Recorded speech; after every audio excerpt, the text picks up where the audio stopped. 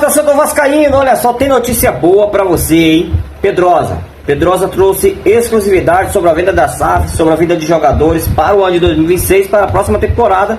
E é claro que eu vou deixar ele, o próprio, falar aqui pra vocês, trazer essas notícias aí, cara. Eu tô super animado, eu acredito que esse ano de 2026 vai ser o início de uma nova jornada para o nosso clube. O início, o ano da gente, claro, ser campeão. Começar a ser campeão, voltar a ser campeão. Então fica aí, vamos acompanhar junto. Na verdade vamos reagir, porque eu vou estar aqui do ladinho aqui com vocês, assistindo juntinho. Claro, não se esqueça, já deixa o like aí, deixa os comentários aqui o que você achou. E não esqueça de se inscrever, tá bom? Compartilha esse vídeo para mais vascaíno, pra estar ligado com a gente aqui nas últimas informações do nosso Vascão da Gama. Bora! Ok, Jô!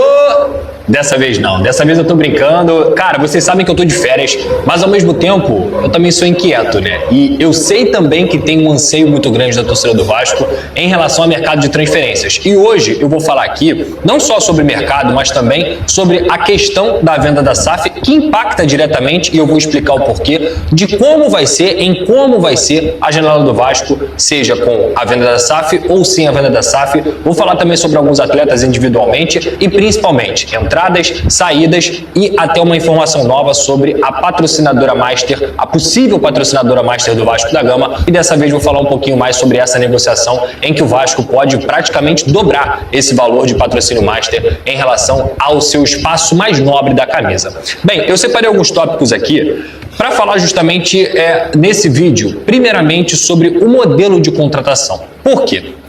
Cara, chega essa época, muitas e muitas notícias começam a circular, muitos nomes completamente irreais, outros nem tão irreais, mas que é principalmente uma coisa que o torcedor tem que entender de como funciona as sondagens do mercado, de como funciona a consulta e a dinâmica do Vasco dentro desse mercado. E aí eu vou falar para vocês, pegando um pouco como exemplo, o que aconteceu na segunda janela do meio do ano, ou seja, de 2025, a janela em que chegou o Robert Renan, o Carlos Cuesta, o Andrés Gomes, o Matheus França. Por quê? Porque essa janela, para um clube que principalmente está numa recuperação judicial e que tem que ser dinâmico, tem que ser um clube criativo dentro do mercado, ela serviu muito como um exemplo dentro do Vasco da Gama. O presidente Pedrinho, o diretor Felipe, o diretor Admar Lopes e todos os seus pares, eles entenderam que o Vasco conseguiu alcançar outro patamar e realmente conseguiu. Tanto é que 5 dos últimos 6 reforços que aconteceram, contando com a volta do Barros, eles se tornaram titulares do Vasco da Gama ao longo da trajetória. O próprio Thiago Mendes, que eu não citei aqui, mas que poderia citar, que foi também uma oportunidade de mercado. Como o Vasco hoje não é um clube extremamente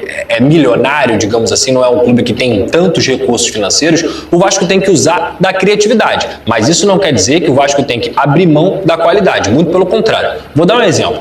O Carlos Andrés Gomes, quando ele sai aqui da América do Sul, ele é vendido para o Rennes por praticamente aí 10 a 11 milhões de euros. Como que o Vasco conseguiu pegar o Carlos Andrés Gomes, que é um exemplo máximo de como o Vasco pode ser criativo no mercado e trazer qualidade? O Vasco trouxe o Carlos Andrés Gomes por um empréstimo de 4,5 milhões de euros, com opção de compra ou obrigação de compra, é um desses dois modelos. Ele chegou, ele se adaptou e ele se tornou um dos jogadores mais importantes, um titular, um cara que na reta final de temporada, a gente pode dizer, na Copa do Brasil, foi o melhor jogador do Vasco de linha em campo. E o Vasco conseguiu, nesse poder de barganha, não só reduzir o valor que ele tinha saído aqui da América do Sul, mas também utilizar um jogador que hoje está valendo 4,5 milhões de euros, ou melhor, que o Vasco colocou como 4,5 milhões de euros, e esse jogador hoje em dia, ele vale muito mais, porque ele já desempenhou, ele vem jogando, ele foi convocado novamente para a seleção colombiana, a mesma coisa do Carlos Cuesta, o Robert Renan, entre outros atletas. Então, ser criativo dentro do mercado e você conseguir achar esses atletas que talvez não estejam sendo aproveitados de forma unânime dentro do seu clube, ela é muito parecido com o modelo com o que o Vasco vai tentar fazer nessa janela de transferências. Por quê, Pedrosa? Porque você tem vários e vários atletas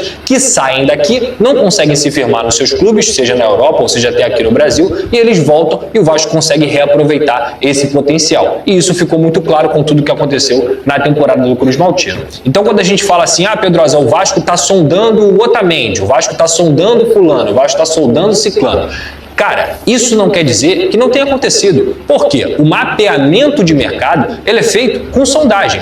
O departamento de futebol, ele não funciona só com 3 cabeças, o Pedrinho, o Felipe e o Admar Lopes. É um departamento de futebol que beira aí as 10 pessoas, 15 pessoas, porque também tem um departamento de scout. Então vou te dar um exemplo qualquer aqui. Digamos que eu seja um atleta do Tabajara. E aí o Vasco quer me contratar. Eu, Lucas Pedrosa, fiz uma boa temporada ou não fiz uma temporada tão boa, mas o Vasco acredita no meu potencial. O Vasco vai bater lá no Tabajara com o seu scout e vai falar assim: Tabajara, eu quero saber quais são as condições do negócio para que eu possa ter o Lucas Pedrosa aqui. Isso significa que o Vasco vai me contratar? Não, isso não significa. Isso apenas significa que o Vasco está mapeando e monitorando o mercado. Para na hora de uma lista grande você tomar a decisão de trazer jogadores, você consegue ter exatamente quanto esse cara vai custar, se ele vale a pena, se em comparação com outras opções esse jogador ele é interessante, se ele se encaixa no perfil do clube, se ele se encaixa no modelo de negociação do Fernando Diniz, se ele se encaixa também no perfil que o Vasco está buscando agora para maturar cada vez mais esse elenco. Então, essa questão de mapeamento, quando vocês veem assim, Vasco sonda fulano, Vasco monitora ciclano, pode ter acontecido mesmo, tá? Isso não significa que o Vasco entrou em negociação com fulano, entrou em negociação com ciclano. Muito pelo contrário, isso é um trabalho de departamento de futebol. Então, é muito importante eu explicar essa dinâmica, ainda mais pela realidade do clube, porque é assim que o Vasco vai trabalhar, de forma responsável e dentro da sua austeridade. Então, quando vocês ouvem nomes, por exemplo, como o Otamendi, não quer dizer que o Negreiros até trouxe essa notícia, que o Vasco não soldou o Otamendi. O que também não quer dizer que o Vasco está negociando com o Otamendi. Você precisa ter parâmetro de mercado para que você busque atletas que se encaixem no perfil, não só dentro de campo, mas também no perfil financeiro do Vasco da Gama. E aí, por que eu falei no início desse vídeo aqui sobre a questão da venda da SAF? Quando eu saí de férias, eu trouxe a informação exclusiva que o Vasco estava negociando a venda da SAF para o Marcos Faria Lamáquia. Quem é esse cara? É o filho do José Lamáquia, que é o dono da Crefisa, e filho também da Júnia, que é da família do Aloísio. Ele não é filho da Leila Pereira, ele não tem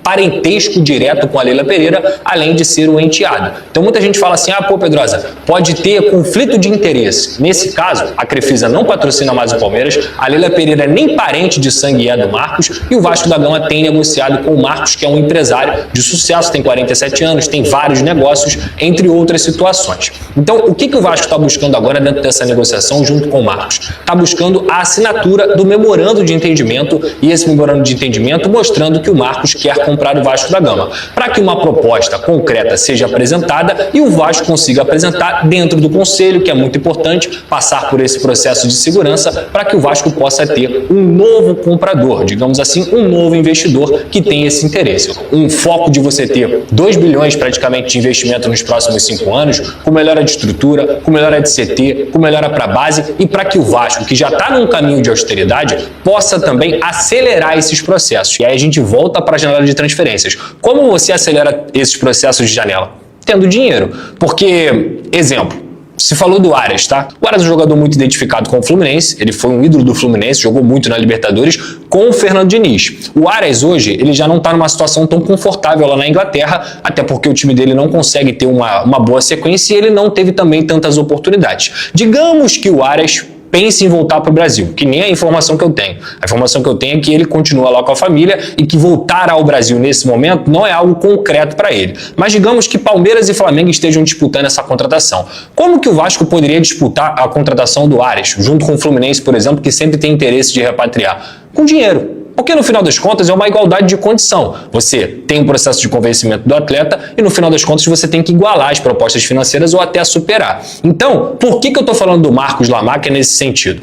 Hoje o Vasco trabalha também para ter não só esse memorando de entendimento assinado, mas uma possibilidade, caso o memorando de entendimento seja assinado, de até o Vasco fazer um empréstimo no formato DIP, que é um empréstimo praticamente ponte ali, em que você já teria um aporte inicial do Marcos Lamáquia dentro do futebol do Vasco da Gama, e aí com tudo assinado, com tudo acordado, esse dinheiro possa ser utilizado para a janela de transferências. Então, digamos, dentro do mercado, que o Vasco esteja sondando um jogador nota 9. Mas, na verdade, hoje o Vasco não tem condição de contratar um jogador nota 9. O Vasco tem condição de contratar um jogador? Nota 7,5. Mas quando vem a grana, se tiver o aporte, e obviamente um aporte que vai ser a longo prazo para justamente esse investidor conseguir colocar mais dinheiro no futebol do Vasco, o Vasco volta a poder sonhar com um jogador nota 9. Então, as sondagens, elas não são erradas. As sondagens, elas não são coisas impossíveis. Elas fazem parte de um processo do departamento de futebol. E até falando disso, por exemplo, tem 2 jogadores, principalmente o Rojas. O Rojas está bem encaminhado para ser jogador do Vasco da Gama.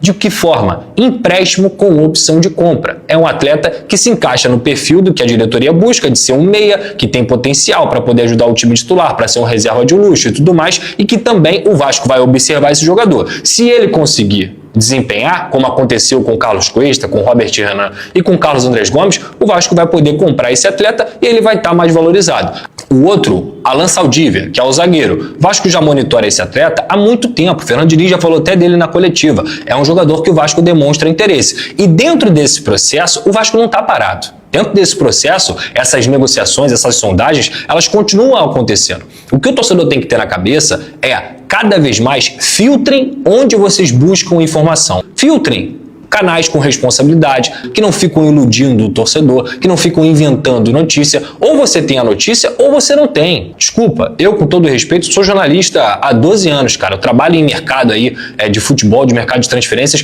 há 12 anos também praticamente. Ou você tem um nome, ou você não tem. E se a tua fonte não deixa você revelar o nome, cara, boca miúda. Porque isso faz parte do processo de apuração. Agora, se você tem um nome e fica soltando dica A, dica B pro torcedor, você está iludindo o torcedor. E o torcedor do Vasco não merece ser iludido. O torcedor tem que saber filtrar as informações que chegam até vocês. E quando eu digo isso, não quer dizer que eu sou dono da verdade não, cara. O mercado de transferências ele é dinâmico. Mas você tem que saber filtrar quem você acompanha e quem você deixa de acompanhar. E aí tem pouco mais de 10 dias que eu trouxe aqui a informação de que o Vasco estava saindo da Betfair e também já estaria negociando com uma empresa que pagaria praticamente o dobro da Betfair pelo espaço mais nobre da camisa do Vasco, que é o patrocinador Master.